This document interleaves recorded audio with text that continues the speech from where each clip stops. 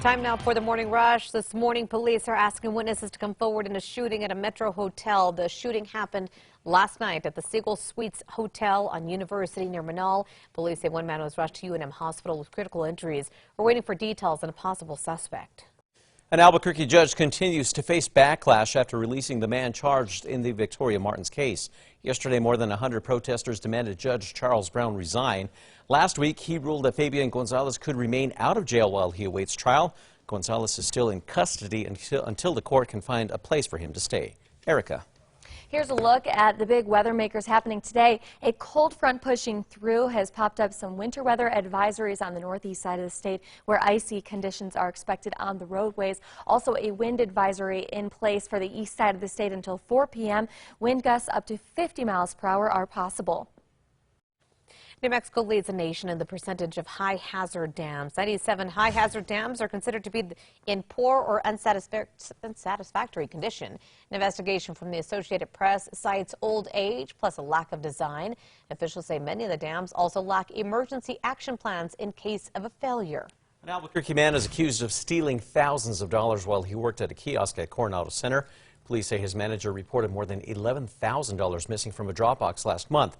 Police say that they identified 61-year-old Sheldon Wiseman as the culprit from the surveillance video.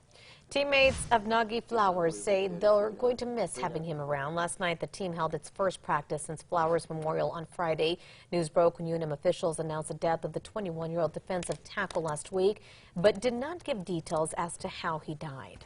There are a number of closures for Veterans Day today. Local, state, and federal government offices, schools, and banks are closed today in observance of the holiday. Mail will not be delivered. There is regular trash pickup here in Albuquerque. There are many events planned to honor our fallen servicemen and women on this Veterans Day, among them a Veterans Day celebration at the New Mexico Veterans Memorial in Albuquerque. The ceremony will kick off this morning starting at 10 a.m. For a full list of events, head to our website, that's KRQE.com. You'll also find Veterans Day information on the front page. The bronze shoes at the New Mexico Veterans Memorial are back in place this morning, just in time for Veterans Day. Back in September, the 5 pairs of shoes went missing from the War on Terror Memorial at the park near Gibson in Louisiana. Police say Francisco Monroy took the shoes and sold them. The shoes are back and will be on display this morning as part of the free Veterans Day ceremony at 10 a.m. This morning at the Veterans Day Parade in New York City, Gallup's own Medal of Honor recipient Hiroshi Miyamura will be one of 5 Grand Marshals leading the parade. Miyamura earned the nation's highest military award for his actions in the Korean War. The U.S. has roughly 19 million veterans. Erica.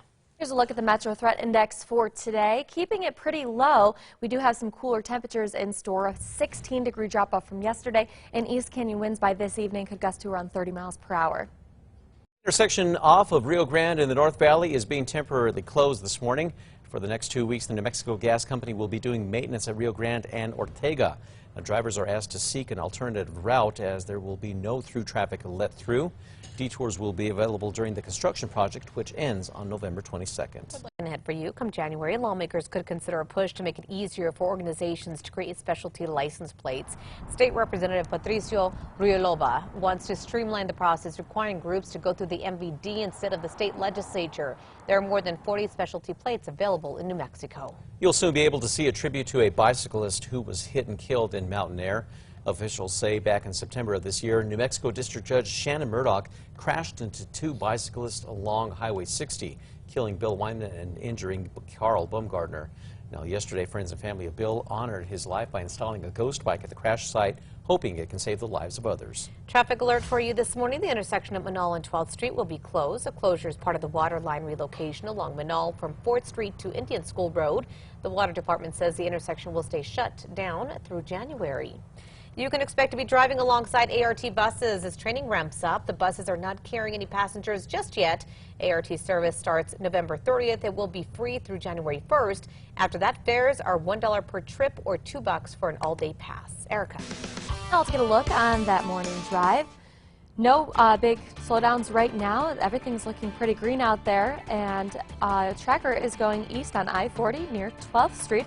Oh, a beautiful and gorgeous, colorful start to the day. Some cars out there, but not slowing down right now, and we'll keep you updated.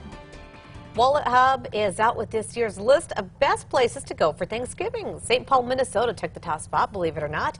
Scottsdale, Arizona was second. Virginia Beach rounded out the top 3. The website compiled its list based on factors such as the cost of a Thanksgiving meal and the share of delayed flights. Wow. There you go.